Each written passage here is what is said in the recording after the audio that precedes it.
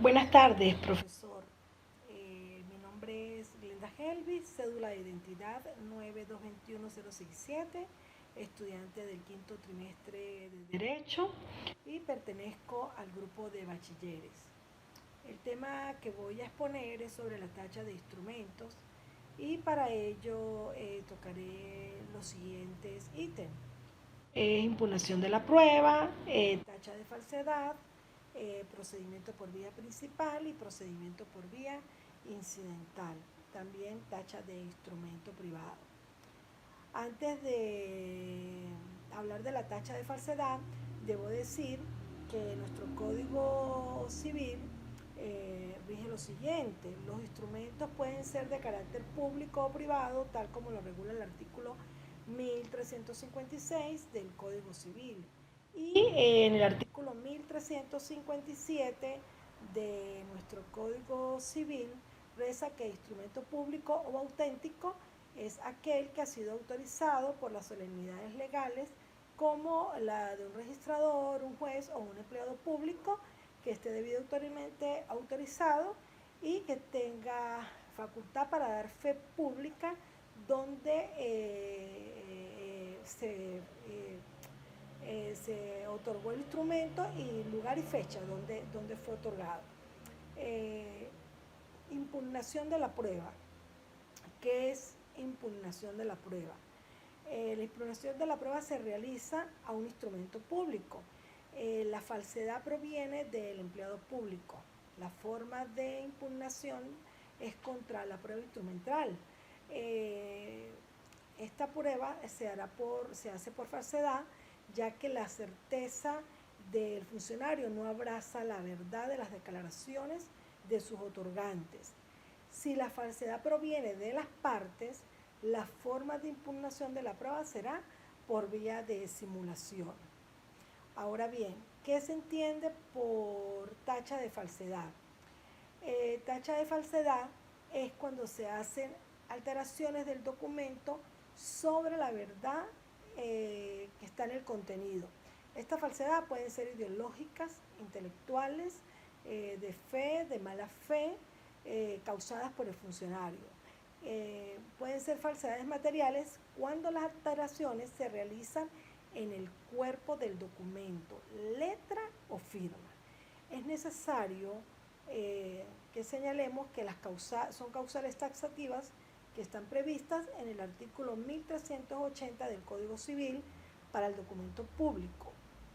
Estas falsificaciones están nombradas dentro del artículo 1380 y son las siguientes: falsificación de la firma del funcionario público, falsificación de la firma del otorgante, fraude por la comparecencia del otorgante, porque engañan o sorprenden al funcionario y no es el otorgante que se espera. Declaraciones que no ha hecho el otorgante, alteraciones materiales posteriores a la del otorgante y constancia falsa de fecha y lugar que la hace el funcionario. El procedimiento por vía principal se encuentra regulado en el Código de Procedimiento Civil en el artículo 438. Acá se pueden proponer en procesos civiles, bien sea en forma principal o en forma incidental. La tacha de falsedad puede proponerse en un proceso principal que solo tendrá por objeto la declaratoria de falsedad del instrumento, o por vía incidental en un proceso en curso, donde se aporte el instrumento público que puede ser tachado. Los artículos siguientes a este artículo 438 van a regular el procedimiento principal como incidental. La tacha debe ser propuesta por las partes y no se permite tacha oficiosa. El procedimiento por vía incidental corresponde tanto a documentos públicos reflejados en el artículo 440 del Código de Procedimiento Civil, como a documentos privados reflejados en el artículo 446 del Código de Procedimiento Civil. La tacha incidental del documento público se trata de una audiencia dentro del juicio, la cual se puede proponer en cualquier estado y grado de la causa, tal como se prescribe en el artículo 439 del Código de Procedimiento Civil. ¿Cuál sería la forma de proponerla? Se propone mediante una manifestación de voluntad del tachante, lo puede hacer mediante diligencia, mediante escrito donde se le manifieste al juez la tacha del documento. De acuerdo con el artículo 440 del Código de Procedimiento Civil, una vez esté propuesta la tacha, el tachante al quinto día debe formalizarla y el presentante del documento al quinto día después debe insistir en hacer valer su documento. Las causales de la tacha, disculpe. Las causales de la tacha de documento privado están previstas en el artículo 1381 del Código Civil y bueno, acá resumiré unas. En primer lugar, una falsificación de la firma es una causal material. En segundo lugar, la escritura extendida maliciosamente.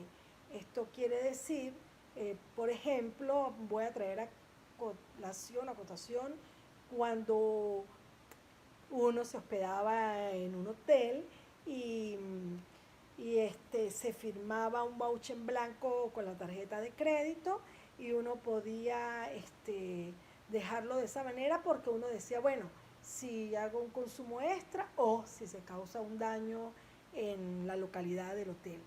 Resulta que uno pues confiaba en la máxima buena fe del hotel y dejaba su voucher en banco firmado y resulta que cuando le llegaba a uno el estado de cuenta, el hotel había hecho una extensión maliciosa en esta firma y había colocado otro consumo que no se había realizado, pues. Entonces acá estaríamos ante ese acto, ante una escritura maliciosa. En tercer lugar, las alteraciones en el cuerpo de la escritura que son capaces de variar el sentido de lo que se firmó, lo que firmó el otorgante.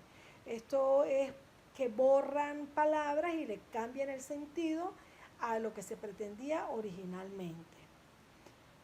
La etapa probatoria de esta tacha, en primer lugar, si se presenta la copia certificada del documento y no se presenta el documento original, sino una copia certificada, que es lo que le interesa del documento que está tachado, el juez debe indagar cuál es el motivo por cual no se está presentando el documento original. El documento original, por supuesto, está en manos de quien falsificó y quien aparece, por decir un ejemplo, como comprador de un inmueble. Un apoderado que es el encargado de manejar todo lo de una empresa y alguien viene y se hace pasar por él y vende el inmueble y falsifica la firma de esta persona y es quien tiene ese documento en su poder. En tercer lugar, si la persona admite tener el documento, quien falsificó, quien se hizo pasar por el apoderado, si admite tener el documento, el juez le debe ordenar que lo lleve para poder revisarlo. Y el presentante del original, al presentar el original, el tribunal debe trasladarse al registro a fin de realizar una confrontación entre el original y la copia que está en protocolo dentro del registro.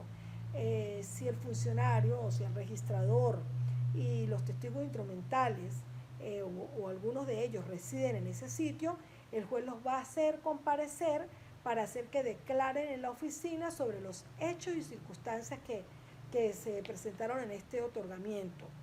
A estas personas que van a fungir como testigos, tanto el registrador como los testigos instrumentales, se les va a permitir realizar unas preguntas, pero no las pueden hacer directamente, las debe hacer por intermedio del juez para poder mantener una neutralidad y evitar pues un acoso. Bien, profesor, para concluir, pues debo decir que esto es un tema muy amplio, un tema bonito, un tema interesante.